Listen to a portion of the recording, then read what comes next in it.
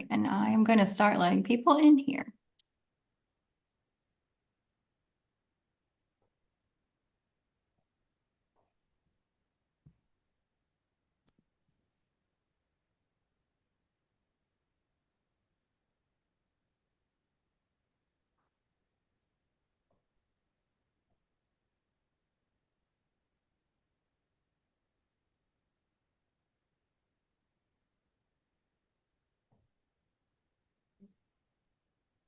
Good morning, everybody. We're going to give it a few minutes here before we get started, since we're kind of right at the start time, but we'll give it another minute or two.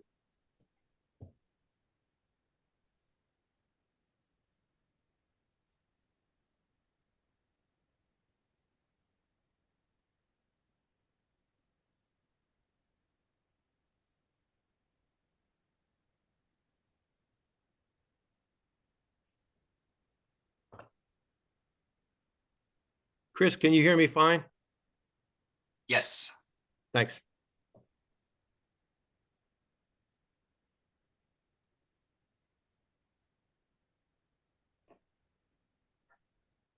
All right. In the spirit of time, I'm going to go ahead and get started. My name is Tom Sheehan, and you are joining Thinking Differently, which is the future of compensation. It's really our review of PayScale Peer. And I'm going to start off with a series of slides just to kind of set the stage for today's demo. So here it goes. First off, for those that are not familiar with Catapult, we are an employers association. I know you're all members, but Catapult's kind of a new entity. We are made up of a merger between CAI out of Raleigh and TEA out of Charlotte. So those two organizations have been in existence for 65 years. We are a nonprofit. And if you look at this chart, you can kind of see the things that we do and the depth and breadth of what we do. All of you that are members obviously have access to 24/7 advice, employment law attorneys, salary data, online HR resources. And in addition to that, at a reduced rate from the market, you have access to all sorts of employment law, pre-employment services, whether that's recruiting, applicant tracking, background checks, all kind of support on compensation and total rewards, discounts for learning and development. We have a fantastic management development training program called the Management Advantage. And then last but not least, we have all sorts of additional strategic HR solutions, which you have access to at a reduced rate. Real quickly, I'm going to just talk about our mission, and that is to provide employers with the confidence to navigate everyday operational challenges, making workplaces more effective and employees more successful. That's why we exist. Again, we are a nonprofit here to serve you and your needs.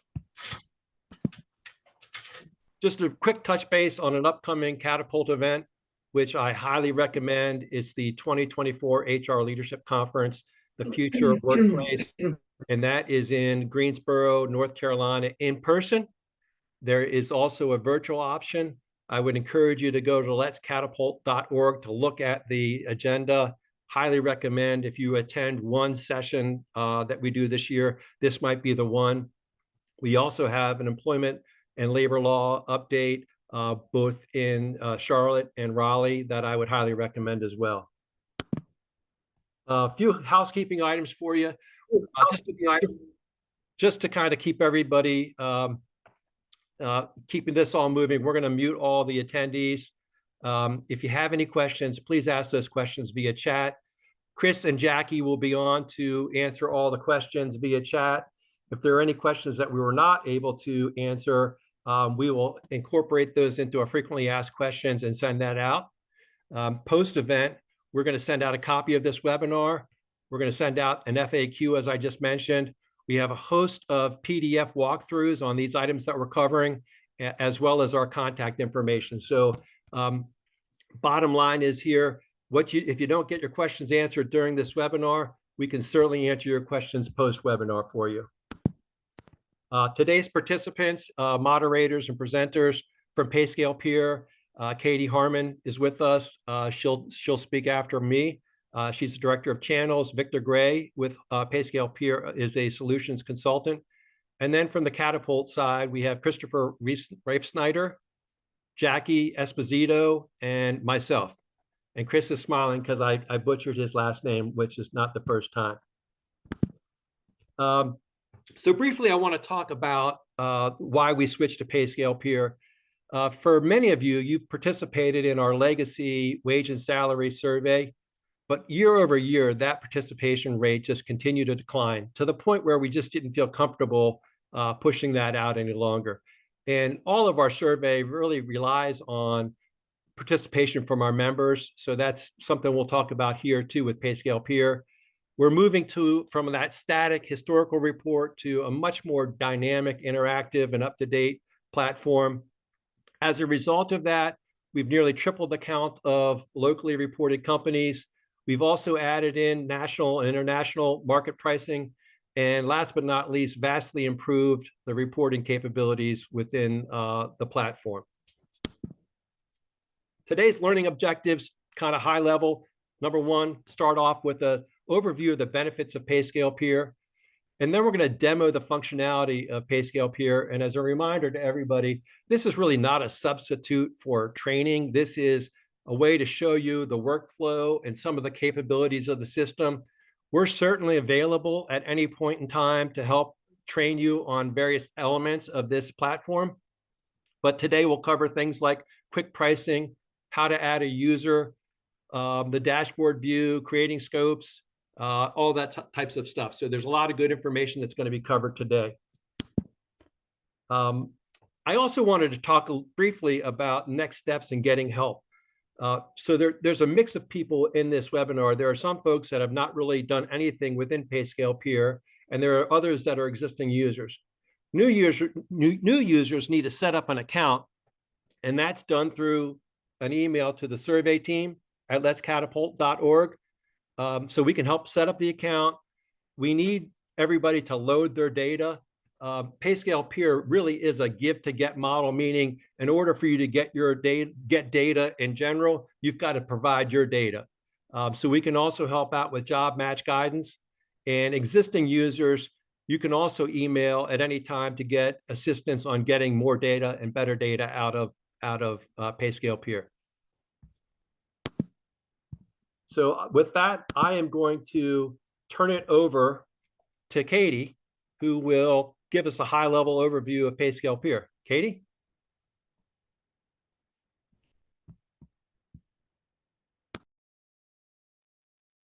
Sorry, thank you so much. Can you guys see my screen? Is that share working? Perfect. So thank you all so much for joining. I'm Katie Harmon. I'm Director of Partnerships here at PayScale. For those of you that aren't familiar with PayScale, our software really gives employers and employees the confidence to know the what and the why behind their pay and help you connect your compensation to goals. How we do that specific to the people on this call is through our peer data set. A couple of years ago, we partnered with Catapult to launch the EA Peer program, allowing the Catapult members to get access to timely, transparent, employer-related data across their specific industries. The functionality of Peer through our Pay Factors product is really going to allow you to customize based on your specific needs, stay up to date, make sure that you're able to respond quickly to market trends and changes, and give you access to industry-specific networks that are going to allow you to stay really competitive within your industry. So I will turn it over to my wonderful, phenomenal coworker, Victor, who is going to give you a little bit of the demo and let you see the product in action. But if you have questions, like Tom indicated, we're all here to help. We're very much a team with the Catapult team. So just let us know how we can help support you. Victor, I'll let you introduce yourself and start the demo. Awesome. Thank you, Katie. My name is Victor Gray, and I am a solutions consultant at PayScale. So I work with PayScale's customers and potential customers to understand what their goals and objectives are, and then efficiently demonstrate PayScale software. I'm going to provide a demo for us today. So I'm going to go ahead and I'll start sharing my screen here. And as mentioned, if you have any questions, feel free to throw those in the chat. In the event that we don't get to them, we will get to them. And again, to Tom, Katie, cliche question, but can we see my screen okay? Okay. Yep.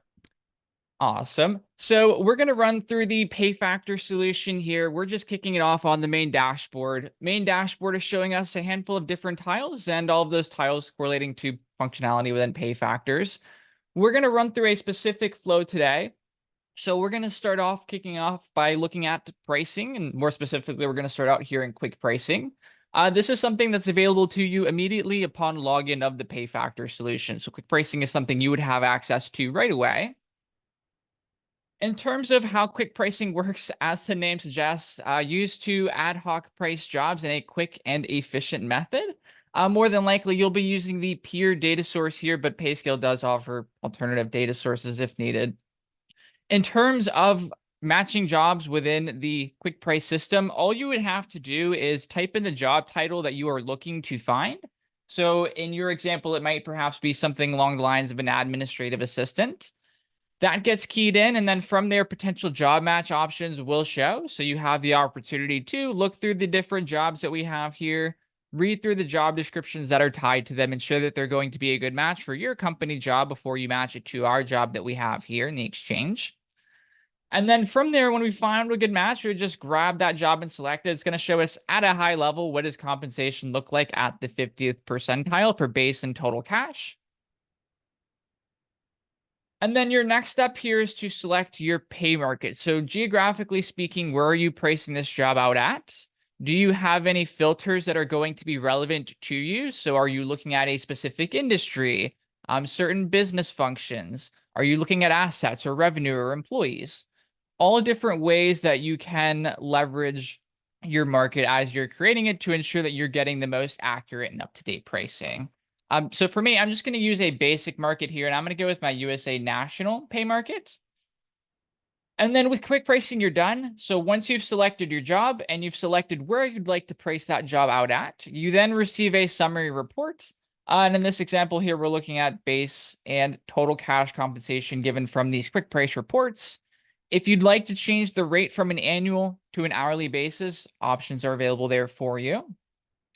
And then the complete job description is given to you as well. So if we scroll down through here, we can see skills, what is the job summary, duties, education, so on and so forth. If we'd like to take this job out of the pay factor solution, we can export it. Or alternatively, we can share it via email with people who do not have a pay factor system login. So if you'd like to take this quick price report, and what many of our customers have done is perhaps fired them off to a hiring manager, so that way the hiring manager has a general idea of what compensation is for that position. Those things can be done. They do not need a user login. So you can just type in their email here, and then you would hit send to them.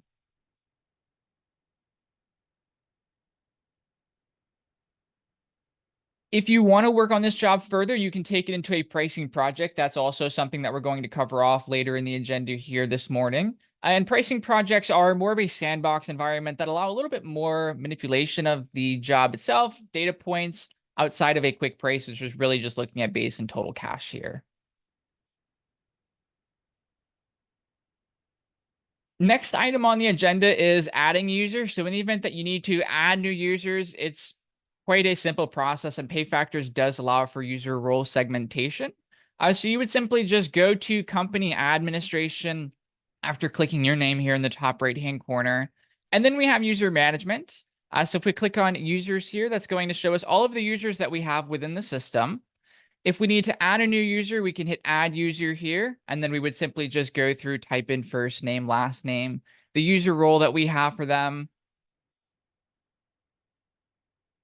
And then if you need to define user roles, you can go to the user roles tab here. So now I'm on user roles, and I can see all of the different roles that I have set up at my organization for different permission levels, ranging from a company admin, who of course has access to everything within PayFactors, a standard user, perhaps a sales manager, and some test ones here.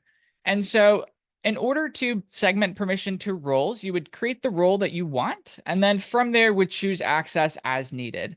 So if we perhaps wanted to give this test role access to pricing projects, but we don't want them to be able to delete projects. We can uncheck that. And now they can't delete any projects, but they can see data cuts, create a new project, publish jobs, and that cascades throughout. So we can do that for any piece of functionality throughout the system here as it relates to peer, as it relates to data access. If there are certain peer exchanges you want them to be able to have access to or not have access to.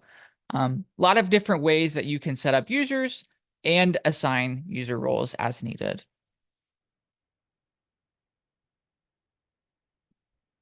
Okay. Next thing on the agenda that I want to discuss with everybody here is the peer dashboard. So we're going to go ahead and we're going to jump into peer here. And when we jump into the peer tile, it's going to give us this general setup. How many participating companies do we have? Roughly how many exchange jobs do we have? Down here at the bottom, these are all of my organizational jobs that I need to match to the peer exchange. On the top right, manage scopes and export will take you directly to the peer map. So if we go directly into the peer map here, it's going to show us in a moment a bunch of green dots, all of those green dots representing areas where we have a live data feed coming in from our customer's HRS system. So we're taking data from their ADPs, their workdays, their UKGs, whatever it is that they're using as their source of truth and bringing it into the peer data set. At a high level, just globally, we're looking at about 2,450 orgs. So getting close to 2,500 here soon. And incumbent-wise, we're looking at about 7.5 million incumbents globally. Now, with Peer, you can slice this out how you need to, and there's actually ways that you can make it more specific for the members that are here. So I'll show you how to do that. But country, state, metro area, city, all relevant filters. From there, you can see the companies that are participating. When you're building out your peer cuts, keep in mind that you have to select a minimum of 5 companies that are similar in size and scope to build your pricing match against them. So we couldn't just go in here, grab Walmart, see what they pay their cashiers, and then pay a couple bucks higher than that. For business function and peer industry, this is where you can granularize it a little bit more, as I was just mentioning. So if we wanted to see, for example, all of those that are in Catapult in the member association here, whoops, you can just type in Catapult, and as I start to type it in, it will pop up here for me, and it will show me, hey, for Catapult, we've got about 77,000 incumbents currently. And if I solely filter off of Catapult now, here are all of the Catapult member organizations. So about 173 and about 78,000 incumbents total across the Catapult EA. And then you can scroll through and pick out relevant matches as needed from this. Break it down further if you don't want to necessarily look directly within Catapult, but want to look outside perhaps at other business functions or peer industries. Other filters included date of hire, employees, revenue, assets, FLA status, job family, job level. All different ways that you can filter down your matches here within Peer. One thing that a lot of our customers do that can also save them a lot of time is they create peer scopes. So they come in here and they create their scope. They assign a name to it. So perhaps I call this, Catapult or something along those lines. I can add a brief description about the exchange scope. So something that I can keep in mind anytime in the future, anytime I'm referencing this scope in particular, what am I actually pulling from here? And then I can hit create. And when I hit create scope, it's going to take into account those filters that I've just selected. So in this case, solely taking into account that Catapult business function. And then anytime that I want to reference that filter in the future, I can just grab my exchange scope here. Or if I'm in a pricing project and I'm pricing out a job, I can use that scope again to just directly start to price my job.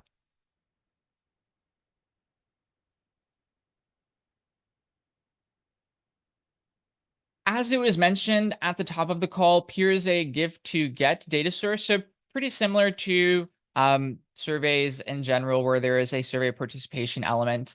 In terms of participating within Peer, it's quite a bit easier in the fact that this is really a one-time match unless the job match updates. So we don't ask you to change this every 6 months, every year. We only ask you to change the job match if you've made a change to the job match organizationally. In terms of getting job matches created within here, very easy to do. All we would do is we would hit manage jobs here. And then when we go into manage jobs, it's going to show me all of my jobs here. And as I'm hovering over them as well, it will let me know that I still need to match them if it says match job here, Or if I've got some strength indicators, it will show me the review match strength here. Matching jobs, all I have to do is I hit match here. And then from there, I can see the suggested exchange jobs. So for my account analyst manager, I might read through my job description here, and then I might pull up the peer job description, take a look through this. Of course, I want to read the job description before I decide whatsoever that this might be the relevant match for my job. And given that so long as roughly over 70% of this aligns with my job description, I can feel very confident in hitting match to this. So very easy to match peer jobs, not a very tenuous process whatsoever. Okay. A couple more things that I want to showcase here within Peer, and then we're going to move forwards. The regional trending jobs list, this is something that can be quite helpful and quite unique. This is just a report that's built within Peer, but it does allow for filtering capabilities. And it essentially breaks down across the US different industries and allows for you to filter off of them to see top trending jobs, as well as jobs that are not trending within the market, jobs that have perhaps fallen off. So in this report here, we have all of our different job families. We can see our regional trends here on the left-hand side. So across our different segments here of the United States, roughly what are we looking at from a regional trend change? And we can see that out of all, the Middle Atlantic, Midwest, Northeast are all heating up quite hot. And then from there, if we want to filter off of any of these particular job families, we can. So if we want to see the admin job family and what's popular and not popular there, we can. Same applies for any of these different job families that we have here. Or if we just want to see at a high level across all job families, what's trending, what's not trending, also an option here. Benefit to a lot of these reports that you have in Pay Factors is these can always be exported. So whether it's this report, whether it's other reports in Pay Factors, you can always take them out of the system as needed.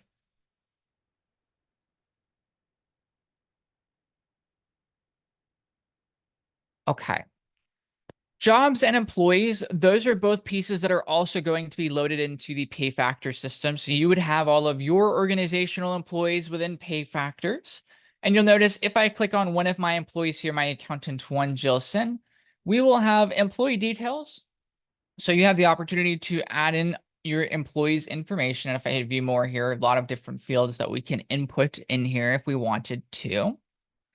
And then from there, if I scroll down just a little bit, some visual reporting around market spread and range penetration. If I look here at this market spread report, I'm seeing my market reference point. So for this particular job, my accountant one is targeting the 50th percentile.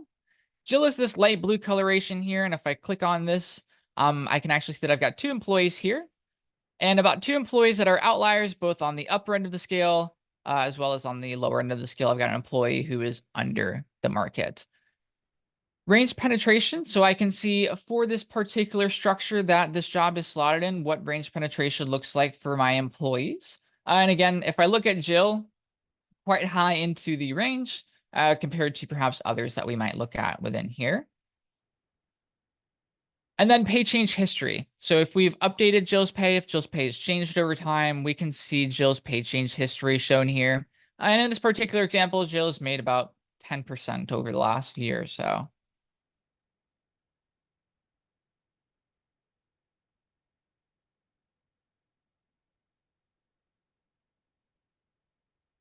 For your jobs, we're going to load in all of your organizational jobs. So post-implementation, all of your organizational jobs will be loaded and leveraged and ready to use within Pay Factors. A couple of different things that you can do once you have your jobs in here, and I'll go ahead and click on a sample. By default, it's going to kick you here to Job Insights, which gives you high-level information around the job that you're looking at. Allows you to also select the pay market. So if you have jobs where you have multiple pay markets for them, you can always pick the exact location that you'd like to focus on for that job. In terms of information presented, job summary, pricing details outlining both base pay and total cash here. Again, you can see the market reference point that's relevant for that particular job, and it can be changed on a job-by-job cadence. So if our accountant one is at the 50th percentile, perhaps our software engineers are at the 65th percentile, we can always make adjustments to the market reference point by job family on a job-by-job basis, however needed. And again, If we hover over these dots here, it's going to show employee positions. If I click into here, I can see these two employees, Alexander and Jill, that are both represented on the base pay line, and then any outliers that might exist again. So if I wanted to examine those that might be outliers, both from a base pay or perhaps total cash perspective, that can be done. Pricing details will give a breakdown of pay markets and employees that are in those pay markets. So in my particular example, I have about 4 employees that are in USA Boston, about 22 that are in the USA National pay market, and at a high level, base and total cash information is being shown here. Employees. So all of the employees that are in that particular job will be shown here. You can segment it off of pay market if you'd like to look at employees within specific pay markets. And all of your employees that fall within that job will be shown. Base and total cash information is presented forwards along with the comparison to the market reference point. So how does that individual compare to the market reference point that you have set for the market?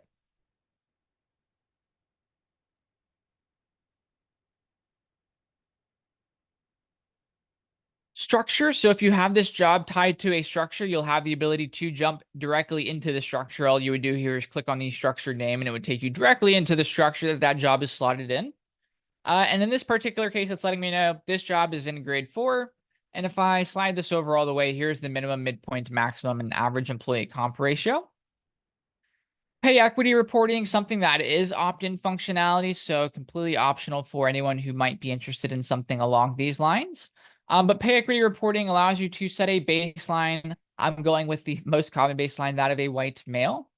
And comparing pay gaps, so looking at the pay gap between my non-baseline group and my baseline group here, giving me some summary information just above it, letting me know roughly what that pay gap is. So in this particular case, my baseline group and my non-baseline group are separated by about $4,000 here.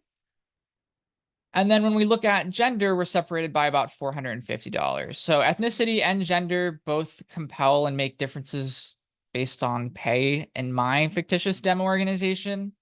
And then if I scroll down, reporting around gender and ethnicity. So what is the representation for those who identify as male and female at the organization? Perhaps those who haven't shared. Same idea here for ethnicity. And then when we scroll down, we can see reporting around market index. So gender to the market index. What are we looking in terms of male, female, and how they compare to market rates, as well as ethnicity. So same idea. Are we paying over markets? Are we meeting the market rate roughly where we should be, or are we under market based on ethnicity?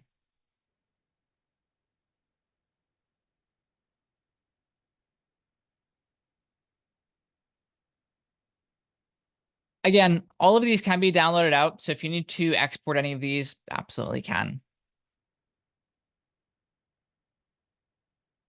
To price jobs, you can actually do it directly from the jobs tile. So if you're in the jobs tile and you're working in here already, you can create a pricing project. And within a pricing project, you can price out as many jobs at one time as you would like. So no limit to the amount of jobs that you can price out there. I might perhaps in this example bring over 3 jobs. I hit create project and I bring those over into a pricing project. So now I have 3 jobs within here to start. And perhaps I might call this something along the lines of accounting, and I hit save. If I need to add in any more jobs in the future, I just come in here, I hit add jobs, and then I can add in more jobs. I can filter off of job title if I know right away what I want to find. Job description. For job description and pay factors, I always recommend searching off of keyword. I find that it tends to be the most efficient, quickest way to find things in here.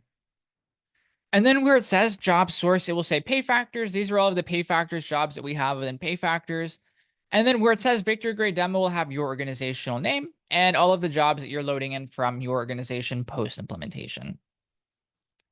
So you can always come in here, add more jobs as needed. If I wanted to add in an account executive, perhaps an account manager, additional jobs that I can just go in and then hit add, and it gets brought into my pricing project. So now closer to almost a half a dozen jobs here. If you need to change the project name at any point in time, if projects evolve, you can always come back up here, update the project name, not a problem at all. In terms of the effective date for data, we always want to make sure that we have the most recent effective date. So in this particular case, I'm going to come into February of 24, and I'm going to update the effective date so that we have relevant data for the month of February. Next step here would be to select pay market. So geographically speaking, where are we considering market pricing this job out at? Again, there's no limit to the amount of these that you can have. So feel free to create as many pay markets as you might potentially need to price jobs within pay factors. If you need to create a new pay market, you don't have to go to the pay markets tile to create that pay market. You can actually do it directly from a pricing project.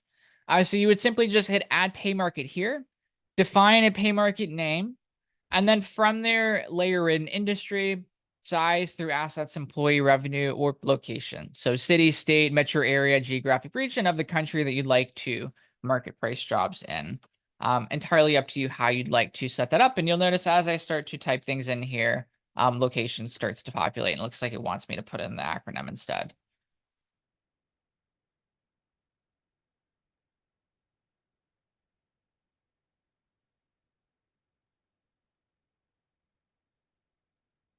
In terms of benchmarking jobs, pricing jobs, especially jobs that you have no data to, you can price jobs individually. So you can go job by job, hit add data. That can be a little bit time consuming.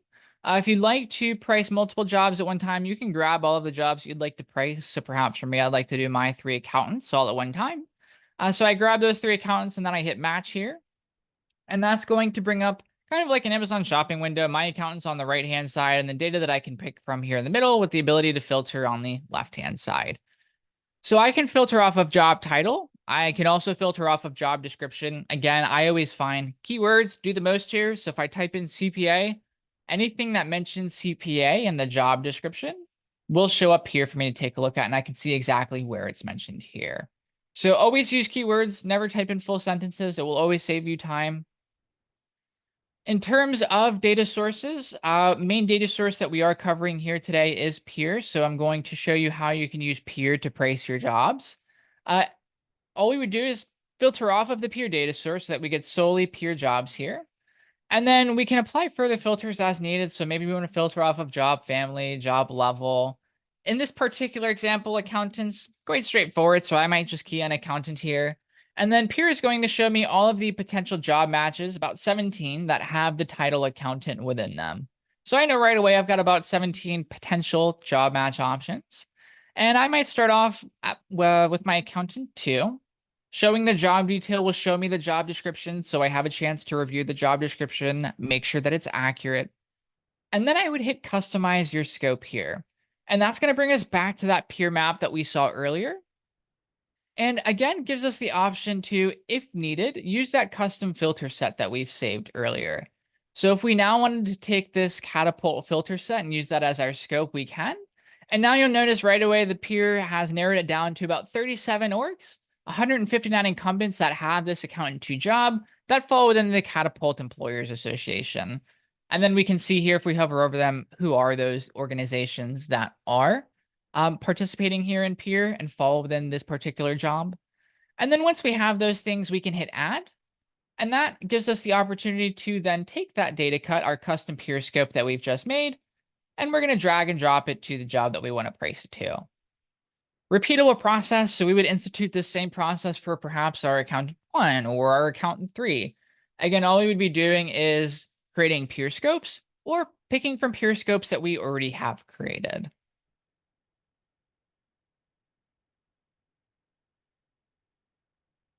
So I'm going to go ahead and I'm going to hit save here. I want to also mention that using pay factors, you can blend jobs. So you can take job A plus job B plus job C, however many jobs you need to blend together, and you can blend them. When you hit blend here, it's going to ask you for a new job title. So perhaps I'll create maybe something along the lines of a staff accountant. And then from there, I can decide how I want to weigh this out. Is this going to be 75-25? Is this going to be 50-50? How in particular is this going to be weighed out? Are there any adjustments that need to be applied? Perhaps I favor one particular data source over another. So weightings and adjustments can be defined. And then once we have all of that set up how we would like it, we hit blend. And it's going to take those jobs, not impacting pricing work we've already done, and blend them together based on the parameters that we've established.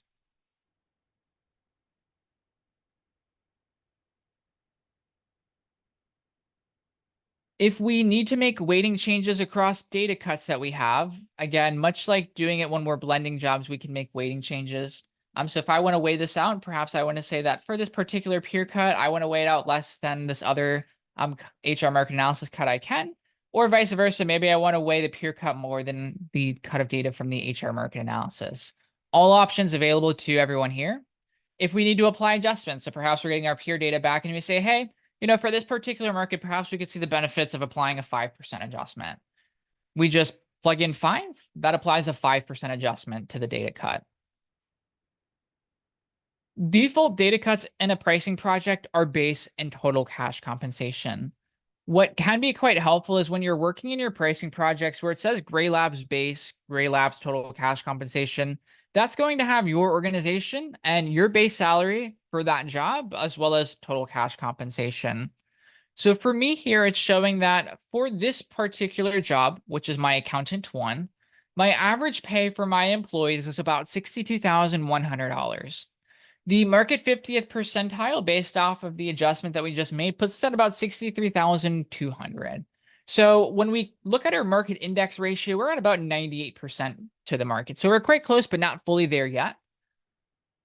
Similar idea here for total cash compensation. How does your average pay compare to the market from a total cash compensation lens?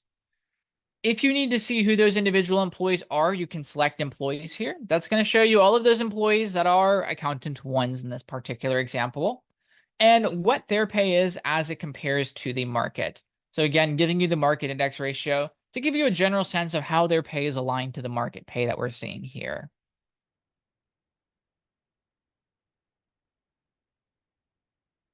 If we want to bring over additional data points outside of base and total cash, that is what a pricing project is designed for. So a quick price, solely base and total cash, again, a quick way to get a pricing.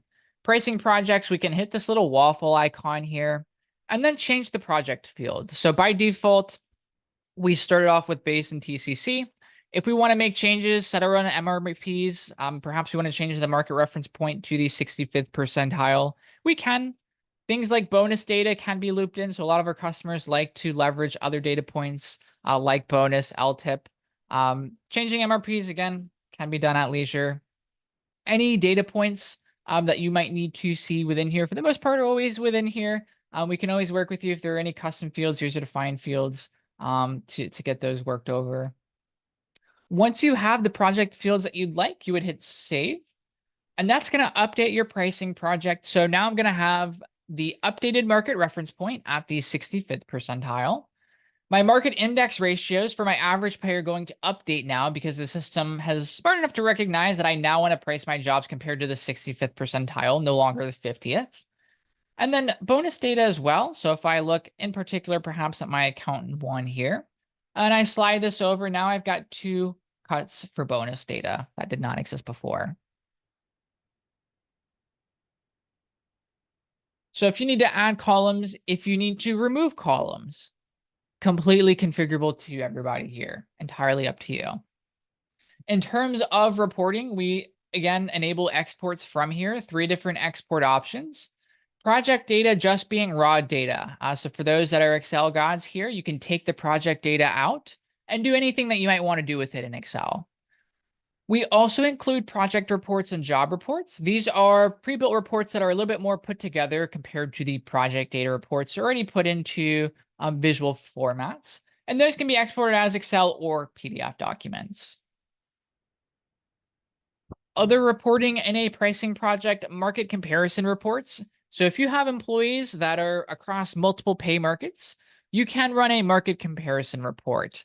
So I am currently looking at the USA national pay market, only one pay market. If I want to see other pay markets against that, I might perhaps layer in Austin, maybe California here. I hit save. The idea is that when I bring these pay markets over, we can see pay markets compared against each other. So what does USA national look like? What does Austin, Texas look like? What does California look like? What does North Carolina, New York, etc. look like? We can bring over all of these different pay markets that we have set up, compare them side by side, and see what are the rough differences in pay across pay markets, both from a visual perspective, and then if we scroll down, tabular data as well, so that we can see from a tabular data perspective, what does it look like for those jobs we have.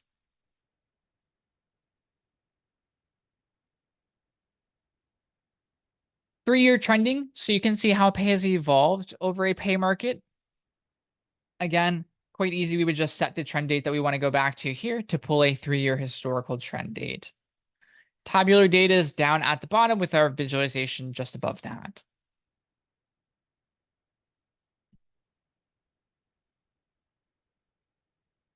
When you finish pricing your jobs within here, there's one really imperative step that if you don't do will essentially sink your ship, and that is publishing your job. When you have finished pricing your jobs within pay factors, it is with the utmost imperative that you always publish your job. That's going to tell pay factors that you would like to save the hard work that you've just done back to your job profile. All you have to do to publish your job is once you're done pricing, take the job or jobs that you want to publish, and then hit publish pricings here. Again, that's telling the system, I like this pricing work that I've done. I'd really like if you didn't forget that I've done that work, and save it. You'll even get a nice little visual confirmation that it's saved. Nice little star here. So you'll know that that job has indeed been published back.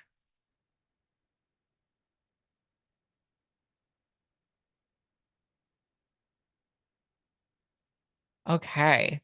It looks like I was able to stay roughly on schedule here. I know that we wanted to use the last kind of few minutes of my presentation for any questions that might not have been presented in the chat. Are there any questions that we've missed out on, Christopher, Tom, in the chat that we haven't gotten a chance to answer? Does anyone have any questions that we can help answer?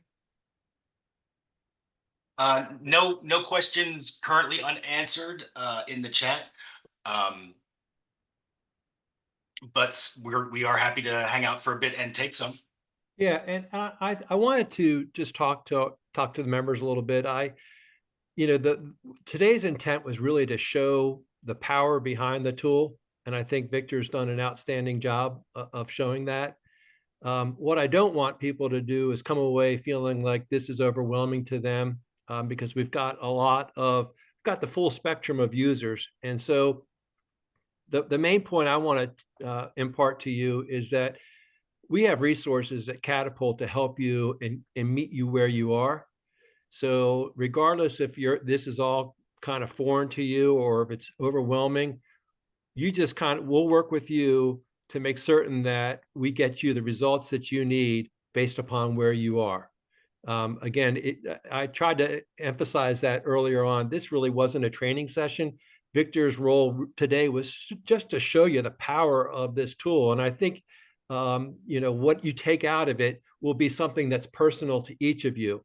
We intentionally wanted to think differently about compensation and be able to look at emerging markets and changes and really kind of look forward as opposed to looking back on historical data. So that's why we've made this move.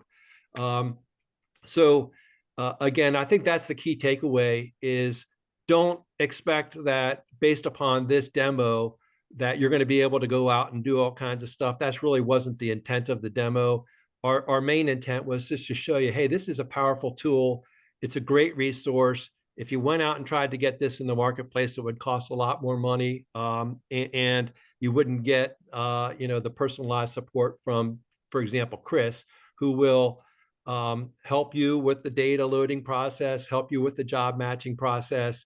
And we've done it with a number of members. I think the members that have engaged in the process have been pleased with it. That's the data that we've gotten from them. And so, that was my big takeaway for our members, is to realize that this was not an intent to kind of train you on something. It was to show you the powerful nature of the tool, and then to also be able to tell you how to get access to the resources to get started, because that's what it's really about. Chris, did you have anything you want to add, Chris or Jackie?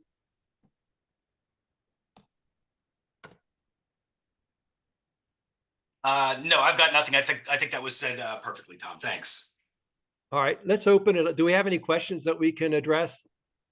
Possibly one question that I think I know the answer to, but want to be certain. Can we filter market only by public or private sector? Victor, I think Apologies. that's you. That cut out for me. I heard filter by public sector, and then the last part for some reason cut out for me. Can we filter by public or private sector? You're talking about for the peer data network? Yes. I don't know if there's necessarily a filter that shows public companies versus private companies. Usually a good way to find out too if it is public or private is the descriptors in general. Provide a general outline for organizations that are participating. But I don't believe there's a filter specifically to define if it's a public or a private organization. Okay, thank you. Yeah, thank you for the question. Chris, I know you mentioned in chat that it's not really that difficult for someone to load their jobs. You use a template. Can you just elaborate on what that process looks like?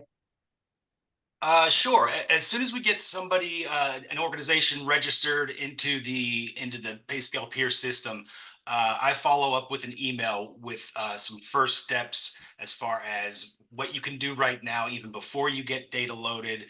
The custom template that Catapult has created for completion, just to get your wage and salary data into that template. And then typically the process is that you would just send that completed template back to me, and I will get the data uploaded for you. If the organization is interested in uploading their own data, that is certainly possible, and we can train you to do that. But it's also one of those things that is done so rarely on the organization end that it's often just easier and more time efficient to send it off to us, and we can take care of that for you. And I'm happy to sit down with any new user or existing user who needs some help filling out getting that template completed, and just walking through each of the data fields, so everything is completely understood as far as what it's there for and why we need it. Thanks, Chris. And I think that's, to me, one of the most powerful elements of this platform is the ability to match your jobs to the market. And so there's, I think, not a lot of work up front to do that. It's just getting your account set up and then getting your data loaded in, and away you go. You can get as much out of it as you want. Victor showed a lot of great functionality, which may or may not be what each member is looking for, but just realize you can start where you need to be, and then we can help you get to the next level. Chris is sending out PDF walkthroughs of all these steps that Victor talked about, and we're happy to sit down with anybody and give additional training and support.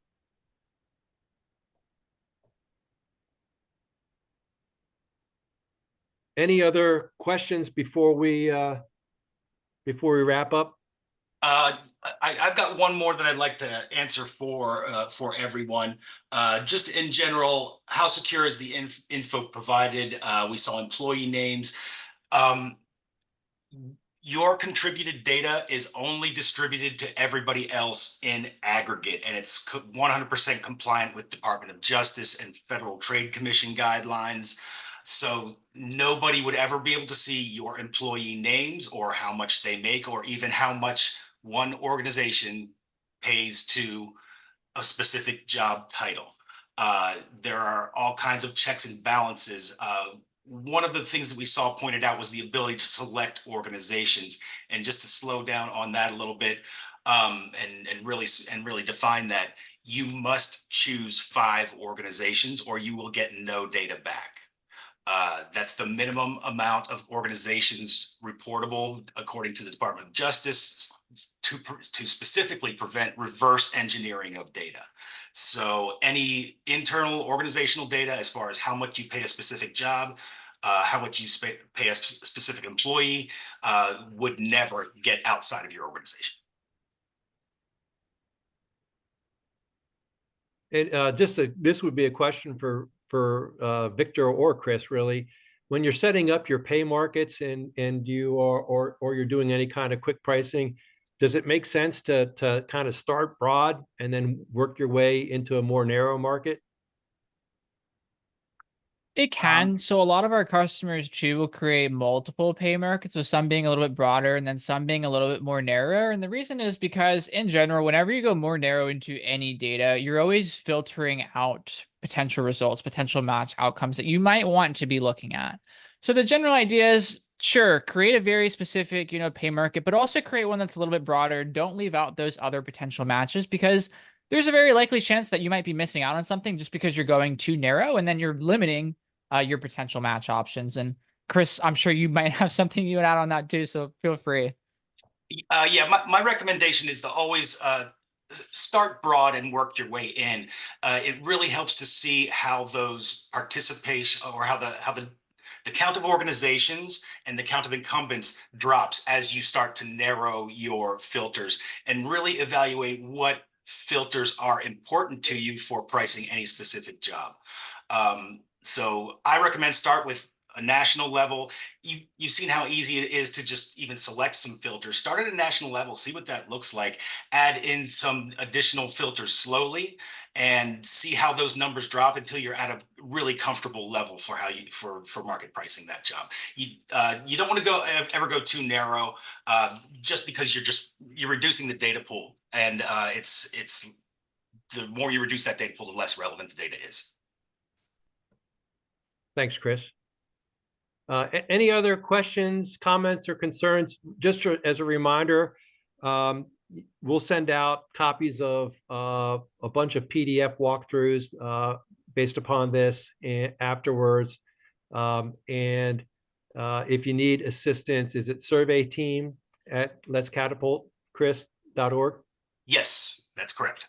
Surveyteam@letscatapult.org will get you to Chris and or Jackie and the resources that you need. Our goal for this would be to meet you where you're at right now. And so ultimately, when you reach out to us for assistance, we're going to try to figure out where you are and what you need, and tailor our approach to your specific needs. There are people out there that are real power users of this platform. There's also people at the other end of the spectrum, which we don't want to overwhelm or intimidate.